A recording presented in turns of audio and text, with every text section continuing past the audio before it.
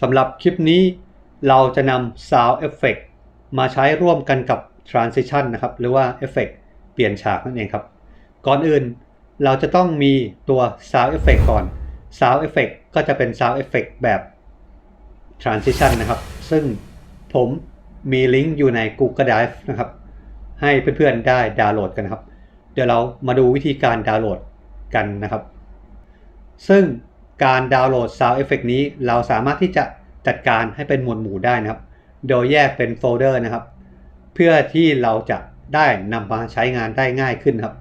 แยกเป็นหมวดหมู่เพื่อที่เราจะได้หาง่ายขึ้นครับมาดูการดาวน์โหลดและวิธีการจัดการให้เป็นหมวดหมู่กันครับก่อนอื่นเราจะต้องมาดาวน์โหลดเสียงเอฟเฟกต์นะครับที่เกี่ยวข้องกับ Transition นะครับผมมีลิงก์ให้เพื่อนๆดาวน์โหลดอยู่ใต้คลิปนี้นะครับเข้ามาที่ Google Drive นะครับผมSmooth Transition นะครับเข้ามาปุ๊บ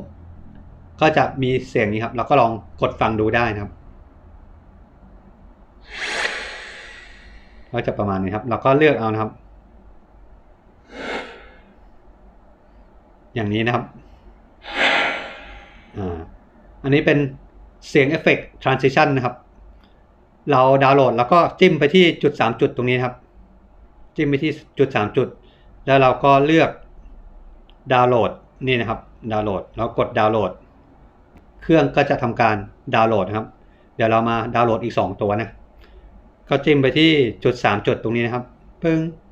แล้วก็เลื่อนลงมากดดาวน์โหลด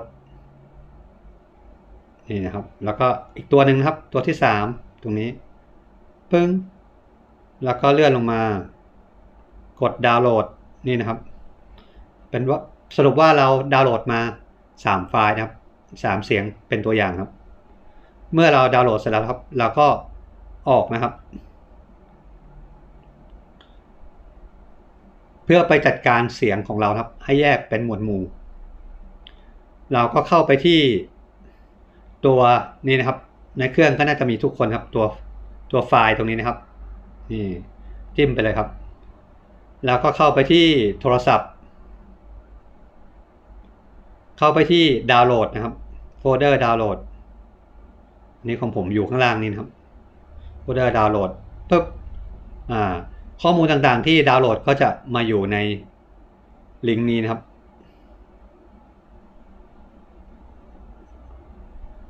เห็นไหมครับอันนี้3ไฟล์นี้ครับเสียงเอฟเฟกต์ที่เราดาวน์โหลดมาเมื่อสักครู่นี้จะอยู่ตรงนี้นะครับถ้าเกิดโดยปกติแล้วเวลาเราเข้าแอป KineMaster ก็เสียงนี้ก็จะอยู่ใน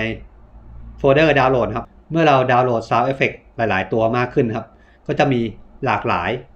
แบบหลากหลายเสียงนะครับหลากหลายกลุ่มดังนั้นเวลาเราหาเนี่ยมันก็จะยากเราต้องจัดการสร้างโฟลเดอร์นะครับเพื่อที่จะแยกเก็บ Sound Effect แต่ละประเภทครับเพื่อให้ง่ายต่อการหานะครับวิธีการสร้างโฟลเดอร์แยกเก็บเสียง Sound Effect นะครับก็มาดูกันครับแล้วก็เสียงที่เราดาวน์โหลดแล้วนะครับแล้วก็สร้างโฟลเดอร์เก็บให้กับมันโดยการที่กดบวกตรงนี้นะครับเพื่อสร้างโฟลเดอร์ใหม่นะครับชื่อโฟลเดอร์ใหม่เราก็พิมพ์ไปนะครับเราก็เขียนว่าอันนี้ transition นะครับ transition แล้วก็ test transition test นะครับเราก็กดตกลงแล้วก็มาดูตรงไหนนี่นะครับ transition test ที่เราโฟลเดอร์ที่เราสร้างขึ้นมาเมื่อสักครู่นี้นะครับถ้าเกิดมีหลายๆsound effect หลายๆแบบเราก็สร้างโฟลเดอร์เป็นชื่อนั้นๆนะครับแล้วเราก็เอาเสียง sound effect เนี่ยเข้าไปเก็บวิธีการนะครับเราก็มาดู sound effect ที่เราดาวน์โหลดเมื่อสักครู่นี้นะครับนี่แล้วก็จิ้มไปเลยครับตึกตึกตึกแล้วก็มาที่อื่นๆนะครับมาที่ย้ายนี่นะครับมาที่ย้ายจะมีปุ่มย้ายนะครับเรากดย้ายแล้วเขาก็จะถามว่าโปรดเลือกโฟลเดอร์ปลายทางครับแล้วก็มาที่โฟลเดอร์ที่เราสร้างไว้เมื่อสักครู่นี้ครับ transition test นี่จิ้มเข้าไปเลยครับแล้วเราก็กดย้ายเห็นไหมครับเสียง Sound Effect ที่เราดาวน์โหลดไว้เมื่อสักครู่นี้ครับ เราก็สร้างโฟลเดอร์สร้างที่เก็บให้กับมันนะครับเพื่อแยกเป็นหมวดหมู่ก็จะมาตรงนี้แล้วนะครับก็แยกเป็นหมวดหมู่ก็เพื่อให้ง่ายต่อการค้นหาและใช้งานครับจากนั้นเราก็กลับเข้าไปที่แอป KineMaster ครับเข้าไปดูเลยครับมาที่แอป KineMaster นะครับเราก็จะมาใช้งานเสียง Sound Effect ที่เราดาวน์โหลดไว้เมื่อสักครู่นี้นะครับเราก็เข้าไปที่นี่ Audio ปึ้งแล้วเราก็เลื่อนตรงนี้ครับเลื่อนมาที่โฟลเดอร์นี่ครับโฟลเดอร์ปุ๊บแล้วก็มาดูกันนะครับนี่นะครับโฟลเดอร์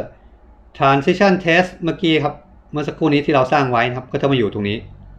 กดจิ้มเข้าไปเลยก็จะมีอยู่3เสียงเห็นไหมครับที่เราดาวน์โหลดถ้าเราดาวน์โหลด Sound Effect มาเยอะๆนะครับมันก็ยากต่อการค้นหา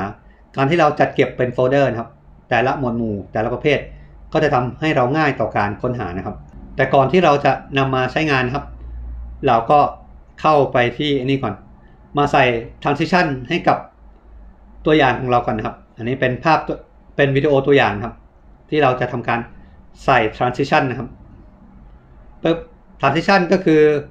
รอยต่อระหว่างภาพต่อภาพหรือว่าวิดีโอต่อวิดีโอครับหรือว่าภาพต่อวิดีโอครับตรงจุดบวกตรงนี้ครับปึ้งอันนี้ผมหาตัวอย่างมานะครับแล้วก็สามารถไปดาวน์โหลด transition หรือว่าเอฟเฟกต์เปลี่ยนฉากได้ที่ร้านค้า KineMaster Asset ครับอันนี้ผมดาวน์โหลดมาแล้วครับอันนี้แล้วกันครับปึ๊บอันนี้นะครับติ๊กถูกอีกอันหนึ่ง2ตัวอย่างครับแล้วก็มาดาวน์โหลด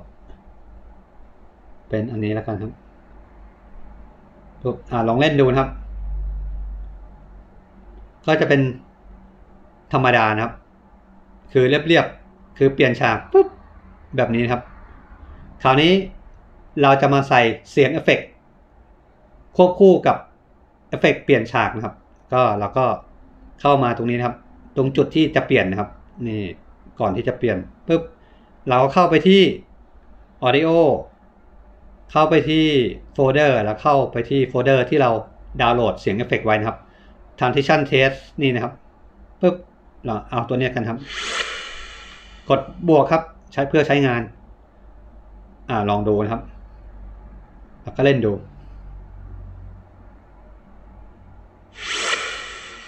เห็นไหมครับก็จะมีแบบมีลูกเล่นมีมิติมากขึ้นนะครับพอเปลี่ยนฉากปุ๊บก็จะมีเสียงเอฟเฟกต์ด้วยอีกจุดหนึ่งนะครับอีกจุดหนึ่งเราก็จะมาใส่กันครับเข้าไปที่ Audio เข้าไปที่โฟลเดอร์นะครับเข้าไปที่ transition test ครับตัวนี้แล้วกันครับกดบวกนะครับก็จะมาแล้วลองเล่นดูนะครับ2จุดที่เป็นตัวอย่างนะครับ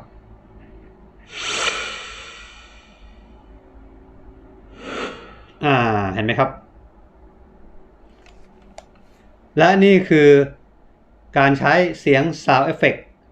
ควบคู่กับการใส่ Transition นะครับหรือว่าเอฟเฟกต์เปลี่ยนฉากก็จะทำให้วิดีโอของเรานะครับดูมีมิติมากขึ้นนะครับมีลูกเล่นมากขึ้นครับลองไปใช้กันดูนะครับแล้วพบกันใหม่ในคลิปหน้าครับสวัสดีครับ